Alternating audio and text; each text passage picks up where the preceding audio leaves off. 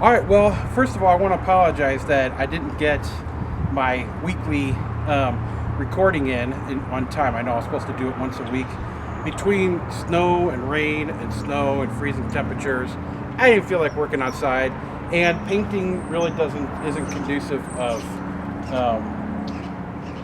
or I'm sorry, cold weather. I don't know why I said.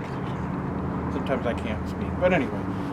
Cold weather doesn't really work well with paint. I think I'm using on here first is called Rust-Oleum Rust Reformer, and the reason I'm using this stuff here is because it converts rust to a protected paintable surface. So there are some stuff some Rust-Oleum stuff you can get that will cover rust, but it doesn't convert it. This stuff actually converts it into something else.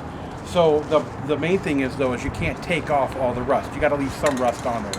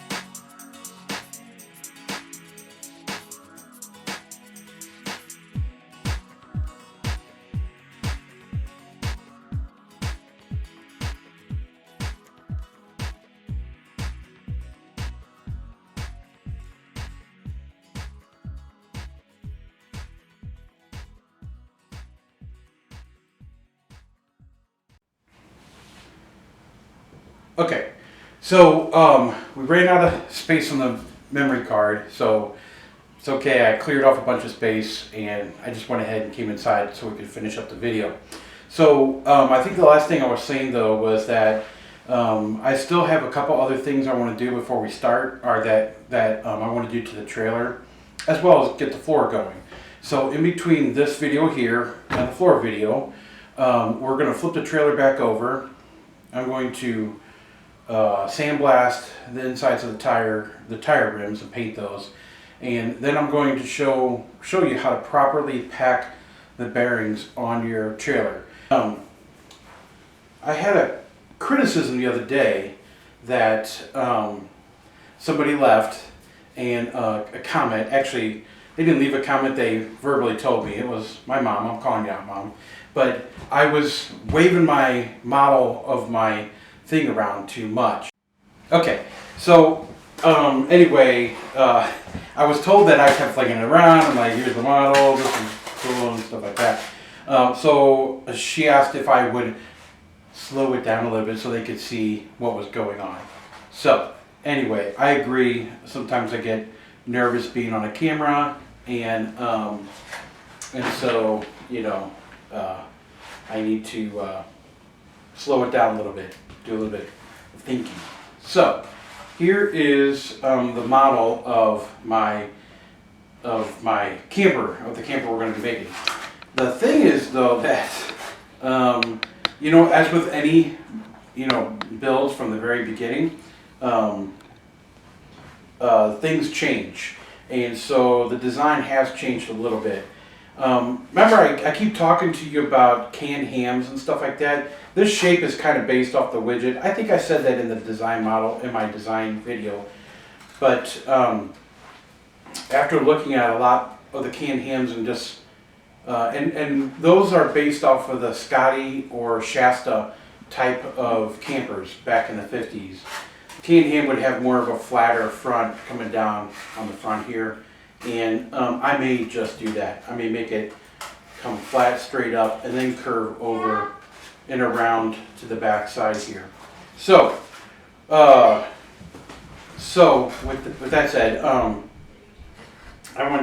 may change this. I might make another one. But for those who are wanting to see the design, and so that I'm not flailing around or anything like that, here's the design. Let me zoom in a little bit on the design. I'm just going to turn it this way.